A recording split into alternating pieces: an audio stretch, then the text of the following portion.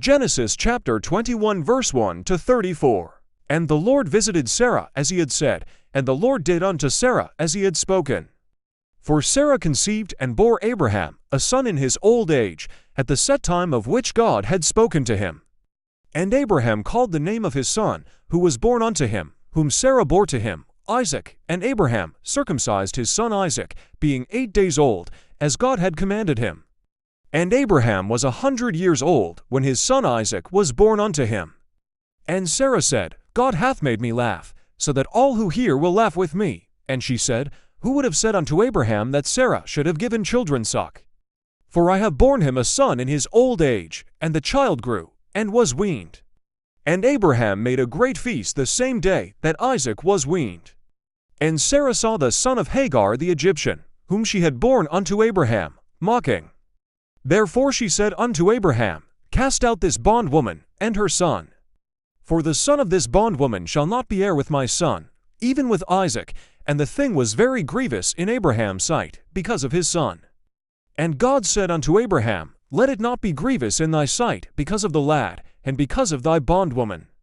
In all that Sarah hath said unto thee, hearken unto her voice, for in Isaac shall thy seed be called. And also of the son of the bondwoman will I make a nation, because he is thy seed. And Abraham rose up early in the morning, and took bread and a bottle of water. And he gave it unto Hagar, putting it on her shoulder, and the child, and sent her away. And she departed, and wandered in the wilderness of Beersheba. And the water in the bottle was spent, and she cast the child under one of the shrubs. And she went and sat down apart from him a good way off, as it were, a bow shot. For she said, Let me not see the death of the child. And she sat opposite him, and lifted up her voice, and wept. And God heard the voice of the lad, and the angel of God called to Hagar out of heaven, and said unto her, What aileth thee, Hagar? Fear not, for God hath heard the voice of the lad where he is. Arise. Lift up the lad, and hold him in thine hand, for I will make him a great nation. And God opened her eyes, and she saw a well of water.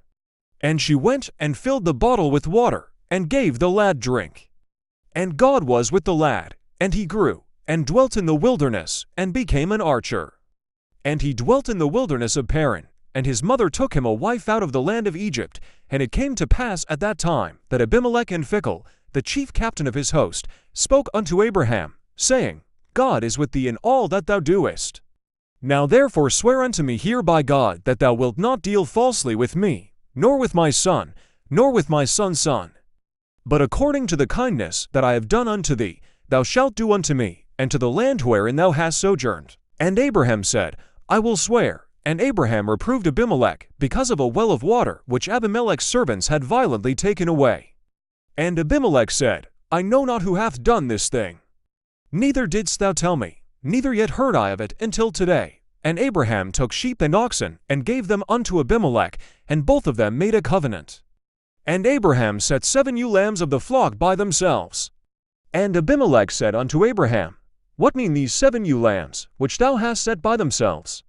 And he said, These 7 ewe lambs shalt thou take from my hand, that they may be a witness unto me that I have dug this well. Therefore he called that place Beersheba, that is, the well of the oath, because there they swore, both of them.